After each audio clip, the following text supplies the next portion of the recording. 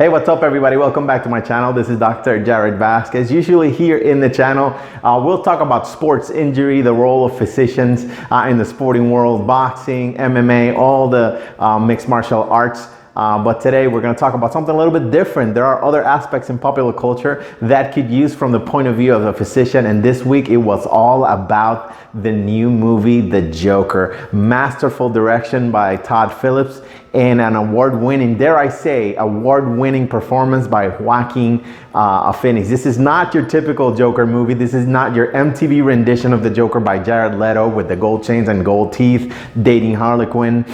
This is not your dark comic book villain that Heath Ledger portrayed in The Dark Knight. This is something completely different, and it possesses layer upon layer upon layer that require a deeper, definitely a deeper analysis. Why did I choose to kind of delve into the review movie world?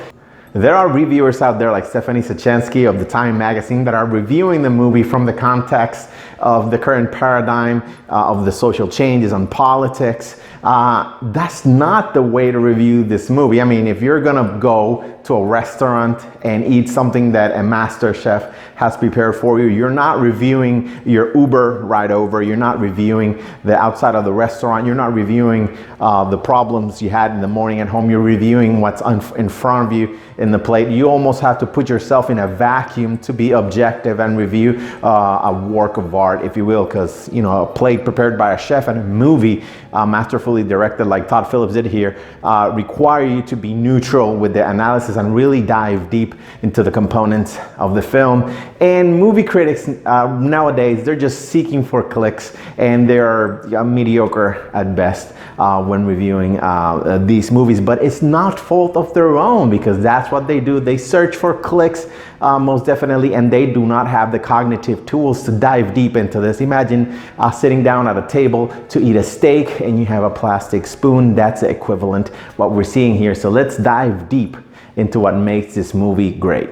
Now, there are two important factors that we have to analyze when we're gonna dive deep into this movie. What type of movie it is and what setting the movie is played in. Type of movie, we've been teased months before the release by Todd Phillips and Joaquin Phoenix himself that this was gonna be a dark, gritty character study about almost an origin story of the Joker, that it was not gonna be villain driven, that there's not gonna be a lot of special effects in the movie, that it was gonna be driven by the personality and the voyage, or the hero's journey, if you will, or anti-hero's journey of the character, and that was what we're seeing here. So we can dive deep into the psyche of the character that we're seeing evolve in front of our eyes in the movie. Now the setting is the second part here. It's super important. The setting is the medium where all this stuff is happening, the circumstances around the character while the character is being developed. Now the setting here is Gotham City, but it's not your typical Gotham City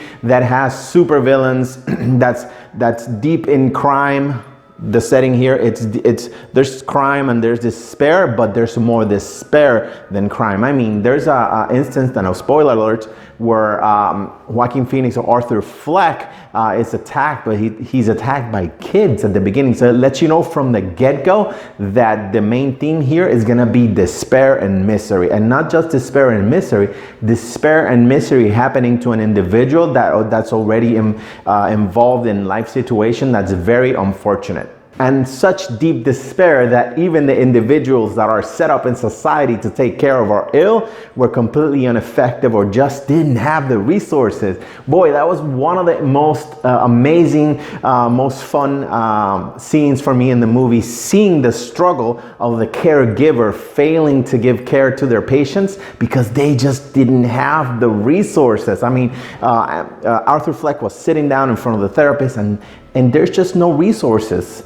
and the funding was gonna get cut. So this is one of the parts that guides us and lets us know, okay, here's an individual in really bad situations.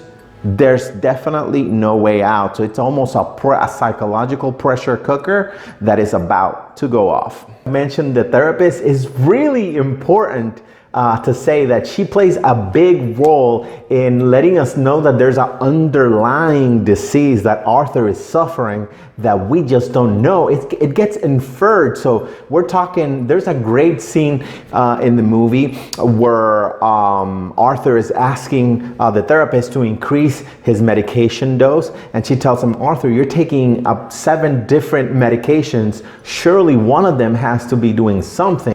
So there is an underlying disease there that the director wants us to know, but never tells what the disease is.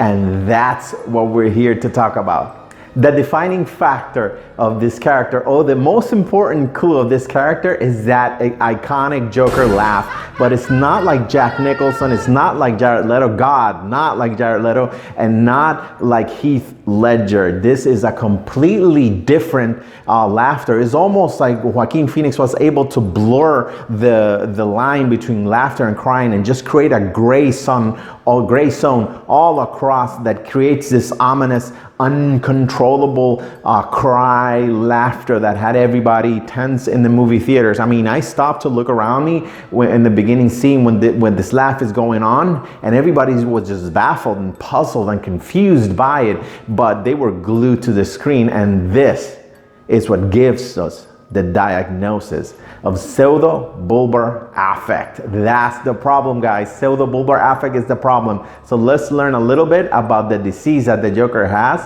which is pseudobulbar affect. Now, pseudobulbar affect is a syndrome characterized by uncontrolled crying or laughing, which might be disproportionate or inappropriate to the social context. Prior terminology had described pseudobulbar affect as involuntary emotional expression disorder, emotional liability, emotional dysregulation, pathological laughter and crying disease, and my favorite, emotional incontinence and emotionalism. Well, this is a syndrome or a set of characteristics that could be caused by many different diseases. To name a few: Lou Gehrig's disease, Parkinson's disease, multiple sclerosis, Alzheimer's disease, dementia, stroke, and of course, like in the movie, traumatic brain injury. It's a disease that has a huge impact in caregiver, family, and there's a huge restriction of social interaction. Now, what's the pathophysiology of this disease? Or what is the mechanism of this disease?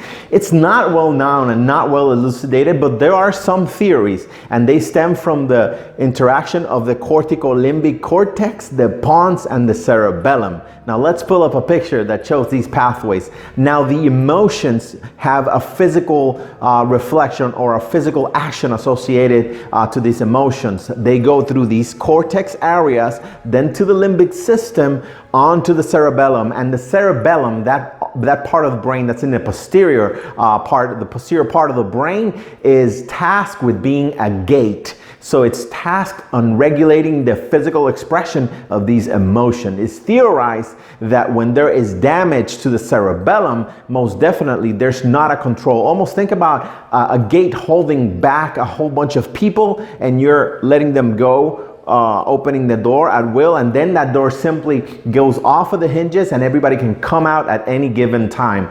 That is what we have in pseudobulbar affect. Now there's not enough data out there to say for certain that that is the biochemical pathway of the disease, but there's enough theory out there that we could definitely mention it. Now, when we talk about diagnosis of this syndrome, it's not really straight and narrow. It's not cut and dry, because there's so many diseases that can present damage to the cerebellum, like traumatic brain injury, like I said earlier, ALS, dementia, well, you name it. Multiple sclerosis can present with this. So there's not a straight pathway to diagnosis. We can't just do an MRI and say, okay, there's this lesion.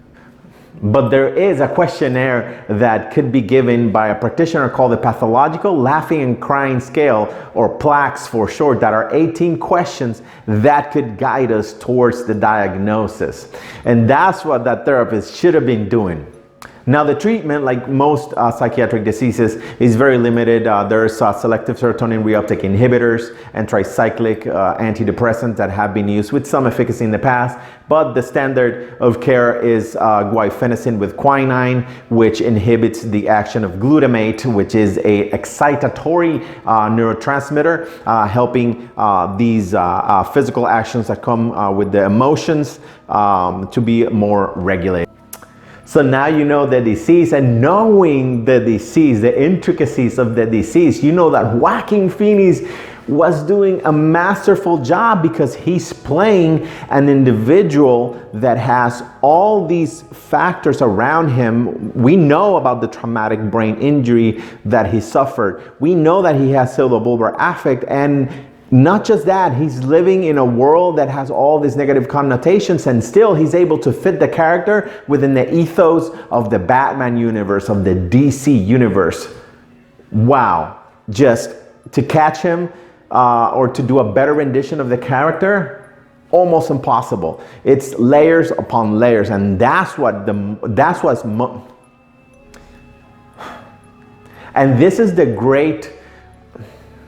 Now this is what shows Joaquin Phoenix's greatness. He's playing a character with multiple overlapping psychiatric and organic conditions. Not easy to do. This is what the reviewers were missing from this. They're reviewing it from the point of view of social justice warriors, about insult revenge. No, stop. It's just a fictional character, but it's fun to see how all these real world diseases are represented by an individual. It's just masterful. I put him up there. Heath Ledger's actually second in my book now. Hope you guys enjoyed the video. Now you know the Joker has cerebrovascular affect. If we would just give him a little bit of guaifenesin with quinine, who knows? Maybe the ending would have been a little bit different. If you like the video, leave your comments down there. Subscribe to my channel. Of course, we're going to be doing the sports injury stuff, but this is fun to do. I'm a huge fan of the franchise, and all the other critics suck. That's why we're doing it now as well.